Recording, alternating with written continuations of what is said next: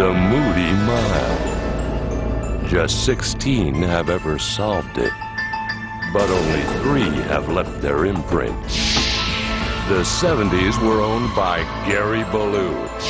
His Batmobile forced rule changes that led to present-day technology. Brett Hearn towered over the 90s. His teamwork and pit stop strategy revolutionized dirt racing philosophy. The 21st century has ushered in the presence of Billy Decker. For 3 of the last 4 years, his performance has escaped logic. His combination of fuel mileage, driving style, and technology has bordered on wizardry. The Moody Mile has been transformed into his yellow brick road, leading to Oz, and all his wishes have come true. Looking to go 110 laps on a single tank of fuel? Oh my. But at this pace, 116 miles an hour, if he goes 110 laps, it's going to be nothing short of a miracle. Last year, Decker's magic was forced beyond even his powers. A serious late race crash turned a yellow into a red flag, much to the fans' displeasure. The suspense was agonizing. Could Decker hold on? We've gone to 200 right now, so anything after this is a bonus. We're going to get 2 more out of it. The Franklin Flyer came through, literally showing he had more in the tank. I don't know how he gets the mileage he gets, and I don't know how much fuel his car holds, and I don't know how he gets all the fuel in the car. I don't know where he hides it. Obviously, they pull the cell out of the car after the race and measure it and check it. Until somebody else beats him, he ain't gonna change nothing. And, you know, hey, take your hats off to them guys. Today, will Billy Decker once again bewitch the Moody Mile? Or will another break the spell? It's the Eckered 200, and it's next on Rush Hour.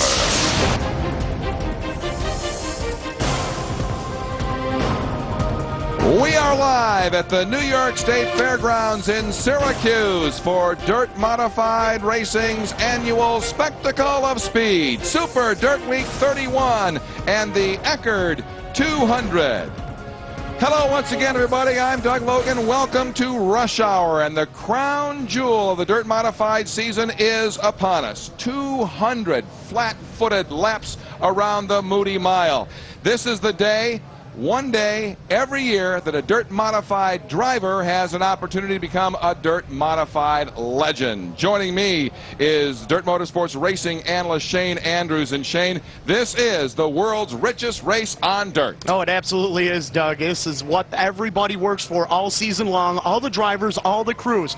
They are looking for this one day of the year. This is the biggest event that dirt has to offer, and it's going to be a great day. The biggest riches, the biggest laurels. Somebody is going to etch their name on the history books. And today has been an exceptional day here at the New York State Fairgrounds because rain has intervened. We have been delayed for almost 5 hours. How will that change race strategy? Joining Shane Andrews and me today, Mark Kenyon and Andy Fusco in the pits. And Mark is standing by. What are your observations as we get set to go green?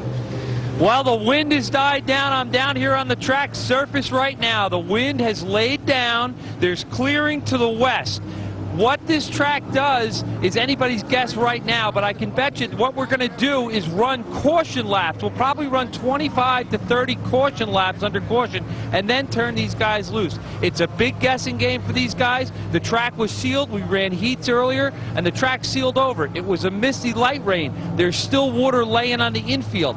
The second problem these drivers face are going to be in the turns. It's going to be slick, and the water laying in the infield, guys will get their left front tires down in there and splash it up in the groove, and the next guy coming through is going to be going for a sleigh ride. It's anybody guess here today. This is tricky conditions, but these are the very best drivers, very best crews in dirt racing that there is, and I'm sure we're going to see a great show.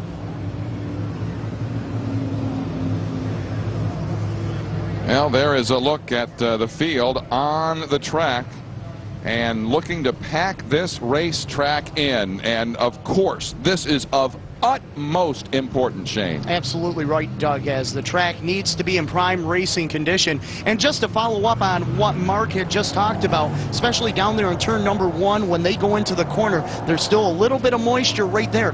These drivers are the best in the business, and it's not the first time that they've had to race on a track like this to start the Eckered 200. I do wonder how this changes strategy for this 200-lap race. After all, this racetrack was so fast during race qualifications. It sure was. Now we're going to see a slower track. This is a green racetrack in essence, with all the moisture that we have had put on it. There's no rubber left on. All the rubber has been taken off. Every car out there is starting right over from scratch. Let's talk race strategy. Andy Fusco, what do you have? Well, Doug, you and Shane wonder what this is going to do to pit strategy. So do I. 10,000 people in the grandstand and 50 race teams here in the pits. It depends on how many laps they count under caution. If they count a lot, Scott Jeffrey, the crew chief of Billy Decker's number 91, what does that do to your pit strategy? Well, we have to wait and see when they're actually going to give us the green flag under caution and start counting laps here. But other than that, I mean, it's going to be playing into the same strategy as we normally do. We have to wait and see what tire wear is going to be once the track straightens out a little bit. And after that, we'll just have to plan from there. Basically, it's going to be by the seat of the pants today. Now, you guys have managed to get about 110 miles per stop the last couple of years, which means you may only have one pit stop today. How do you check tires and refuel to the end? Well, if we end up doing one pit stop, we'll go and see how the car is handling. If it's okay, we'll try getting we're going to change tires anyways, just to be safe. So we'll have to just go plan around that, basically. And that tells you all you need to know, guys. This team has won this race 3 out of the last 4 years, and they're playing it by ear. There is a look at the number 91 of Billy Decker, defending race champion. And yes, Andy, winner 3 of the last 4 years. What a fabulous front row we have, Shane Andrews. Brett Hearn on the pole has 6 poles, and he's a 5-time winner, 8 wins in the front row. And Brett Hearn has a lot of momentum coming into this race. He not only set the pole position, but he also set a new track record for the modifieds. It's the Eckered 200 from the Wet and Wild New York State Fairgrounds, and we are on Rush Hour. Rush Hour on Dirt.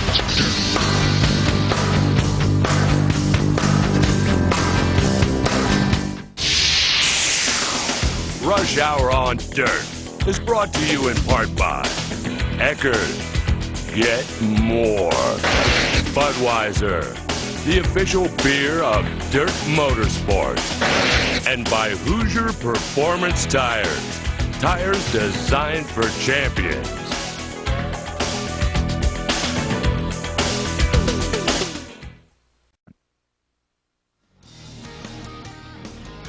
Rush Hour on Dirt from the New York State Fairgrounds. Doug Logan along with Shane Andrews. It's the Eckered 200. We're getting set for a very, very interesting race, and how these hardy souls have sustained a change of seasons here today in Syracuse. But they are ready, as the drivers are, the competitors are, as we are in the broadcast booth, to go racing. Here is the starting lineup for the 2002 Eckered 200, and what a fabulous front row we have. 5-time winner Brett Hearn sits on the pole. He's got 6 pole positions overall, and the defending race champion, he's won it 3 of the 4 times over the last 4 years, Billy Decker in the 91. Row number 2, the Scott Prentice, number 47, his best 200 start, and 2-time winner Jimmy Horton in the number 99 right next to him. To row 3, the 99B of Chuck Bauer, and outside Steve Poirier. Danny Johnson in the number 14 will start on the inside of row number 4. Next to him, we find Doug Hoffman, the 96 winner. He finished second at 86. Billy Pouch out of Frenchtown, New Jersey. Inside row 5. On the outside, last year's pole sitter, Tim McCready. Row number 6, Tim Fuller in the B&F General Machine number M1. And next to him, Ron Smoker out of North Boston. 3rd place run for him last year.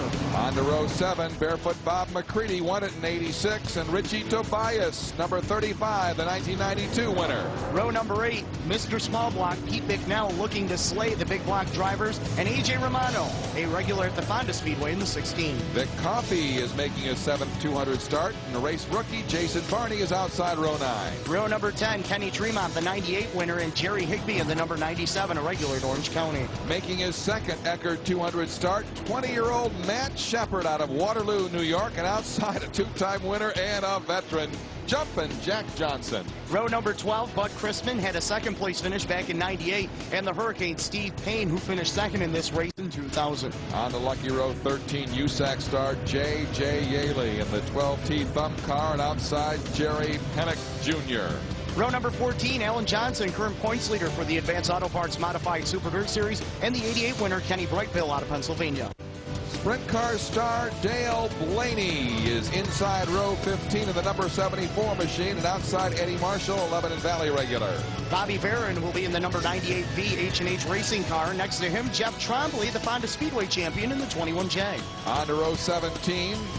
5th place finisher last year, Matt Quinn, and outside Mike Perotti is a perennial Frogtown champion. Row number 18, Randy Sherlock out of Milford, Pennsylvania, and the 2002 Can-Am 358 champion, Pat Ward, in the 42P. On to row 19, Orange County regular Butch Tittle, and outside the FX1 of Frankie Caprera, who's making his 3rd start. He's 20 years old. Andy Bicchetti, the Wild Child, 11 and Valley regular, will start in number 21st position, and the 39th position, Steve Gray, the race rookie, in the 29G. On to row 21, there's Gary Tompkins and Kevin Boland. Chuck Hebing in the 66, and Rob Pitcher in the number 17, the non-qualifier race winner. And row 23, Tommy Sears Jr. and David Hebert rounding out the field for the Eckered 200. And the whole grid is on the backstretch now into turn 3, and leading them down the front straightaway, pole sitter Brett Hearn, defending champion Billy Decker out of turn 4 with the pace car in front. And here at the New York State Fairgrounds, we have many fans standing as the cars come down the front straightaway, and from Dave Farney we'll get the green flag and the yellow flag, and the 2002 Eckered 200 is underway. Under caution. And a very smart move. It gives the drivers an opportunity to find out what the track is going to be like at a little bit higher speed, but it also gives them an opportunity to work in that second groove for those cars that are on the high side of the speedway. And that is, of course, of particular concern to Billy Decker. That's right. He wants to win that charge into turn number 1 and get out in front of Brett Hearn and try and run away from the rest of the field. And you know Hearn's going to be right there trying to stay on the inside. And, of course, you've got Scotty Prentice and the 99 of Jimmy Horton right behind them. Whoever can make the charge into turn number 1, you know that they're going to be right on their tail tanks. You can see these cars looking to pick up speed as they come off of turn 4. They really want to put the pedal to the metal, but right now it's a matter of caution. Well, these drivers have been sitting in the pit area with their crews. They've been relaxing in their motorhomes, been relaxing in their haulers for over 4 hours now. They've been itchy. This is their biggest race of the season. But once again, when they get behind the wheel of the race car, it's just another race. The anticipation is what has been driving them buggy all day. The Eckered 200 is underway under caution as we continue to work in the track here. The Moody Mile may be very, very moody here this evening. Let's go down to Andy Fusco. Well, the thoughts, I think, of everybody in the TV crew here, Doug, is what does the driver think in a time like this? The sun's going down. This is not the best lit racetrack of all time. The rain, it's still damp. There's still a drop in the air. There's no point of us guessing. One of our members of this crew, Mark Kenyon, you've raced in this race. You've raced in the drizzle and the slop in Syracuse. What do the drivers think of now? I'll tell you, I don't know what the veteran drivers think, because I never termed myself a veteran driver, but I raced here one time. But I'll tell you what, this is the biggest race. It's a lot of pressure. These guys have put in weeks, months and months of preparation, all for this big race, and it's not really what they expected, to be racing at night, to be racing on conditions where the track is going to be very, very slick and very tricky. I'm not worried about the Super Dirt Trail guys. I'm a little more concerned about some of the guys that don't have a lot of time on this speedway, the non-veteran, the rookie type of guys. Those are the guys that right now are nervous because they know when the green drops that they're going to have to race on this regardless, and it's going to be slippery and it's going to be treacherous. But you know what? It is what it is, and these guys are professional race car drivers, and that's what they do. Well, those are words of wisdom from someone who made the most of his rookie orientation to the Moody Mile. That's right. Mark Kenyon was the 1990 Eckered 200 Rookie of the Race. So when he talks about the conditions out on the track, talks about what the cars are doing or what the drivers can expect to do, he's a wealth of knowledge. We are 3 laps into the Eckered 200 here at the New York State Fairgrounds as we continue to work the track in under yellow. But we'll be going green shortly. Stay with us on Rush Hour. Rush Hour on Dirt.